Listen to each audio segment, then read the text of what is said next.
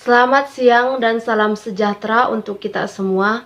Di sini saya akan memaparkan makalah seminar saya yang berjudul Penggunaan Campur Kode dalam Serial Drama Keluarga Mak Betty di YouTube. Sebelum saya memaparkan hasil makalah saya akan memperkenalkan diri saya terlebih dahulu. Perkenalkan, nama saya Citra Ayuda Manik dengan NPM 17110039. Saya berterima kasih kepada Bapak Dr. Andus Ronald Hasibuan MPD selaku dosen pengampuh mata kuliah Seminar Bahasa Indonesia Grup C yang telah memberikan saya tugas ini. Yaitu adapun poin-poin yang akan saya jelaskan pada seminar saya ini, yang pertama pengantar, yang kedua dasar teori, yaitu terdapat pengertian sosiolinguistik, selanjutnya pengertian ahli kode, yang selanjutnya pengertian campur kode. Di dalam campur kode terdapat macam-macam wujud campur kode, bentuk, fungsi, dan faktor campur kode. Yang ketiga yaitu analisis penggunaan campur kode yang terdapat dalam serial drama Keluarga Mak Betty di YouTube. Yang keempat ada kesimpulan, dan yang terakhir daftar pustaka. Baiklah, saya akan memaparkan materi seminar saya, yaitu yang pertama kita masuk kepada pengantar. Penggunaan bahasa Indonesia sebagai bahasa sehari-hari dalam berkomunikasi memegang peranan penting dalam berbagai lingkungan, seperti pemerintahan, keluarga, agama, etnik, pendidikan, dan sebagainya. Indonesia memiliki berbagai bahasa. Selain bahasa Indonesia, bahasa nasional, terdapat pula bahasa daerah yang juga memegang peranan penting, yakni digunakan dalam kehidupan sehari-hari untuk melestarikan budaya, yaitu dengan tetap menggunakan bahasa daerah tersebut. Sedangkan bahasa asing juga digunakan oleh masyarakat Indonesia untuk kebutuhan dalam pendidikan atau hal lainnya. Macam-macam bahasa tersebut dapat disebut dengan variasi bahasa. Nah, yang mana hal ini mengakibatkan terjadinya fenomena alih kode dan campur kode. Dalam penelitian kali ini, saya membahas mengenai campur kode. Maka tidak heran banyak ditemukan masyarakat penutur menggunakan lebih dari satu bahasa ketika berkomunikasi. Dalam kehidupan, bahasa Indonesia merupakan bahasa sehari-hari dalam proses berkomunikasi. Tidak hanya dalam komunikasi, bahasa Indonesia itu sendiri memiliki peranan yang sangat penting dalam dunia hiburan seperti penggunaan bahasa di TV, media sosial, YouTube, ataupun lainnya. Nababan pada tahun 1989 pada halaman 28 memaparkan bahwa campur kode adalah campuran dua atau lebih bahasa atau ragam bahasa dalam suatu tindak bahasa tanpa ada sesuatu dalam situasi berbahasa itu yang menuntut pencampuran bahasa. Pada kesempatan ini, saya akan menguraikan penggunaan campur kode yang terdapat dalam serial keluarga drama Mak Betty di YouTube. Agar lebih jelas hal yang akan dibicarakan dalam makalah ini, maka dirumuskan dalam bentuk pertanyaan sebagai berikut. Bagaimanakah wujud campur kode dalam serial drama Keluarga Mak Betty di YouTube? Yang selanjutnya kita akan masuk ke dasar teori, yaitu pengertian sosiolinguistik. Sosiolinguistik merupakan ilmu antardisiplin antara sosiologi dan linguistik. Dua bidang ilmu empiris yang mempunyai kaitan yang sangat erat. Para sosiolog mengatakan bahwa sosiologi merupakan kajian objektif dan ilmiah mengenai manusia di dalam masyarakat dan kegiatan atau proses sosial yang ada dalam lingkup masyarakat. Di Indonesia, Nababan tahun 1984 senada dengan Halliday dalam pernyataannya, sosiolinguistik adalah kajian atau pembahasan bahasa sehubungan dengan penutur bahasa itu sebagai anggota masyarakat. Trangill pada 1974 mengemukakan dalam Sosiolinguistik Sumarsono halaman 3 bahwa sociolinguistics is that part of linguistics which is concerned with language as a social and cultural phenomenon.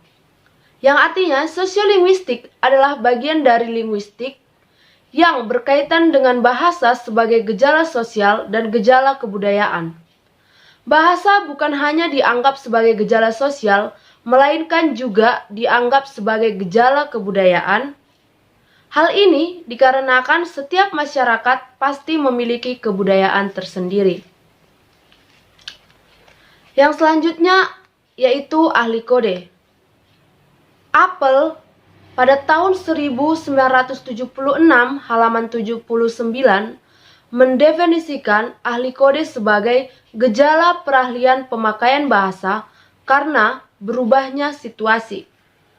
Berbeda dengan Apple yang mengatakan ahli kode itu terjadi antar bahasa, maka Hymes pada 1975 pada halaman 103 menyatakan ahli kode itu bukan hanya terjadi antar bahasa, tetapi dapat juga terjadi antara ragam-ragam atau gaya-gaya yang terdapat dalam satu bahasa. Yang selanjutnya yaitu campur kode. Nababan pada 1984 pada halaman ke-34 menyatakan bahwa campur kode terjadi bila mana orang mencampur dua atau lebih bahasa atau ragam bahasa dalam suatu tindak bahasa tanpa ada sesuatu dalam situasi berbahasa itu yang menuntut pencampuran bahasa. Adapun ciri yang menonjol dalam campur kode ini adalah kesantaian atau situasi informal. Misal ada seorang penutur dalam pemakai bahasa Indonesia banyak disisipi unsur-unsur bahasa Jawa atau daerah. Bisa juga sebaliknya, bahasa daerah yang disisipkan pada bahasa Indonesia. Maka seorang penutur tersebut bercampur kode dalam peristiwa tersebut, sehingga akan menimbulkan apa yang disebut bahasa Indonesia ke daerah-daerahan atau ke Jawa-Jawaan. Namun tidak seperti ahli kode, campur kode tidak mempunyai maksud dan tujuan yang jelas untuk digunakan. Karena campur kode digunakan biasanya tidak disadari oleh pembicara atau dengan kata lain refleks berbicara atas pengetahuan bahasa asing yang diketahuinya. Setyaningsih mengatakan campur kode digunakan karena apabila kita masuk kepada macam-macam wujud campur kode. Berdasarkan unsur kebahasaan yang terlibat di dalamnya, campur kode dapat dibedakan menjadi 6 bagian, yaitu yang pertama, penyisipan unsur-unsur yang berwujud kata, penyisipan unsur-unsur berwujud frasa, penyisipan unsur-unsur yang berwujud bentuk baster, penyisipan unsur-unsur yang berwujud perulangan kata, penyisipan unsur-unsur yang berwujud ungkapan, dan yang terakhir, penyisipan unsur-unsur yang berwujud klausa. Adapun penjelasan dari wujud campur kode tersebut antara lain yang pertama, 1. Penyisipan unsur-unsur yang berwujud kata. Kosasi pada tahun 2003 halaman 90 menyatakan, kata adalah satuan bahasa yang dapat berdiri sendiri dengan makna yang bebas. Haryanta pada tahun 2012 halaman 115 menyatakan, kata adalah unit dari suatu bahasa yang mengandung arti dan terdiri dari satu atau lebih morfem.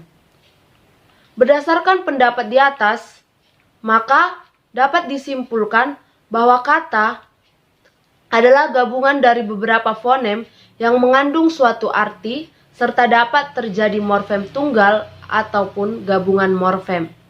Kata dapat dibagi menjadi 6, yaitu kata benda atau nomina. Yang kedua, kata kerja atau verba. Yang selanjutnya kata sifat atau adjektiva. Yang selanjutnya kata tugas. Yang selanjutnya yaitu kata bilangan. Yang selanjutnya yaitu kata keterangan. Kita masuk ke selanjutnya yaitu penyisipan unsur-unsur yang berwujud frasa. Frasa adalah gabungan kata atau lebih bersifat non-prediktif. Sedangkan kosasi pada tahun 2003 halaman 45 menyatakan frasa adalah kelompok kata yang tidak melebihi batas fungsi. Berdasarkan pendapat di atas, dapat menolak bahwa frasa adalah gabungan dua kata atau lebih yang tidak melebihi batas subjek, predikat, objek, maupun keterangan. Contoh, I mengecek friends list Siska yang jadi kontak Facebookku. Yang artinya, aku mengecek daftar teman Siska yang menjadi kontakku. Yang ketiga yaitu penyisipan unsur-unsur yang berwujud perulangan kata. Penyisipan unsur-unsur yang berwujud perulangan kata maksudnya penyisipan kata ke bahasa inti atau bahasa utama dari suatu kalimat. Perulangan kata yang terjadi sebagai akibat dari reduplikasi. Contoh, mereka beautiful beautiful. Perulangan kata bahasa Inggris yang menyisip pada kalimat bahasa Indonesia tersebut yaitu beautiful beautiful yang artinya cantik cantik. Yang selanjutnya penyisipan unsur-unsur yang berwujud klausa. Haryanta tahun 2012 pada halaman 127 menyatakan bahwa klausa atau gramatikal yang berupa kelompok kata sekurang terdiri atas subjek dan predikat dan menjadi kalimat. Contoh, andai aku masih menikah dengannya, benarkah aku siap mendampinginya dalam sehat dan sakit? For better or worse, tell that do us part. Seperti janjiku dulu, yang artinya, andai aku masih menikah dengannya, benarkah aku siap mendampinginya dalam sehat dan akhir untuk lebih baik atau buruk, sampai maut memisahkan kita seperti janjiku dulu. Kita masuk yang selanjutnya pada bentuk, fungsi, dan juga faktor campur kode. Menurut Nababan tahun 1984 halaman 32, campur kode terjadi tanpa ada sesuatu dalam situasi berbahasa yang menuntutnya. Maksudnya berbeda dengan ahli kode yang ditentukan oleh faktor situasi dan terjadi secara sadar. Maka, jika campur kode tidak disebabkan faktor situasi. Dalam keadaan demikian, beliau membagi campur kode menjadi 3 bagian kesantaian penutur, kebiasaan penutur, dan tidak adanya ungkapan yang tepat dalam bahasa yang sedang dipakai. Ohitun pada 1997 halaman 71 mengatakan penyebab campur kode yaitu tidak ada padanan kata yang tepat dalam bahasa Indonesia serta keinginan penutur menunjukkan kemampuan seseorang penutur tersebut. Nah, dari sisi bentuk, campur kode dapat berupa kata, frasa, baster, klausa. Campur kode dapat pula berupa kata monomorfemik dan polimorfemik, atau bentuk dasar dan bentuk kompleks, bentuk ulang dan ungkapan. Dari segi sifat, campur kode dapat bersifat intern dan ekstern. Adapun penyebab campur kode antara lain 1. Sikap bahasa penutur, 2. Kekurangtahuan penutur pada kaidah bahasa, 3. Kewibahasaan, 4. Kemiskinan pembendaharaan kata penutur, dan yang kelima, kesenjangan. Pada Suwito 1983, Rahardi 1996, dan Cair 1995. Dari segi fungsi, penggunaan campur kode oleh penutur dimaksudkan untuk menggunakan pembicaraan, mempermudah alur komunikasi, dan untuk tidak terikat kaidah bahasa. Nah, kita masuk pada analisis campur kode dalam serial drama Keluarga Mak Betty di YouTube. Hasil dari penelitian yang saya lakukan terhadap penggunaan campur kode dalam serial drama Keluarga Mak Betty di YouTube, terdapat wujud campur kode berupa kata, frasa, klausa, dan perulangan. Analisis data dalam penelitian ini dilakukan dengan mengamati unsur-unsur bahasa yang ada dalam percakapan serial drama Keluarga Mak Betty di YouTube. Campur kode yang terdapat di Keluarga Mak Betty saya sajikan dalam bentuk tabel. Nah, contohnya seperti yang pertama, saya menemukan campur kode berwujud kata, di mana percakapan antara Mama Merlin dan juga Merlin, yaitu Mama Merlin, kok nggak keramas Kamlin? Lalu Merlin menjawab, ih, nggak sanggup aku mak, dingin kali. Pada dialog tersebut adalah peristiwa campur kode penyisipan unsur yang berwujud kata antara Mama Merlin dan Merlin, yaitu masuknya unsur bahasa Karo pada kata kam yang artinya kamu ke dalam tuturan bahasa Indonesia. Nah, yang selanjutnya itu ada pada kata campur kode berwujud frasa. Nah, di sini ada percakapan antara Bapak Betty dan Betty. Bapak Betty, yo iyo Bet, bapak wae sarapan ubi rebus bisa ngomong Jowo. Lalu Betty menjawab, ya karena kan bapak memang orang Jawa. Lalu Bapak Betty menjawab kembali, oh ngono yo Bet. Nah, pada dialog tersebut terdapat peristiwa campur kode penyisipan unsur yang berwujud frasa antara Betty dan Bapak Betty, masuknya unsur bahasa Jawa, yaitu pada frasa yo iyo dan juga ngono yo, yang artinya ya iya, lalu begitu ya, ke dalam tuturan bahasa Indonesia. Contoh yang selanjutnya yaitu terdapat wujud campur kode berbentuk frasa, yaitu pada percakapan Betty dan Mak Betty. Betty, selamat hari Ibu, Mak. Terima kasih telah merawat Betty dengan tulus dan kasih sayang. Mama adalah yang terbaik dalam hidupku. I love you, Mak. Lalu Mama Betty menjawab, I love you too, Nak. Nah, pada dialog tersebut adalah peristiwa campur kode penyisipan unsur yang berwujud frasa antara Betty dan Mama Betty, yaitu masuknya unsur bahasa Inggris pada kata I love you yang artinya aku cinta kamu ke dalam tuturan bahasa Indonesia. Baiklah, mungkin itu contoh yang dapat saya berikan pada seminar ini. Masih ada beberapa contoh, teman-teman sekalian bisa melihat di file yang akan saya kirimkan. Nah, kita masuk kepada kesimpulan. Baiklah, adapun kesimpulan dari pemaparan saya yaitu setelah menganalisis campur kode yang terdapat dalam serial keluarga drama Mak Betty di YouTube,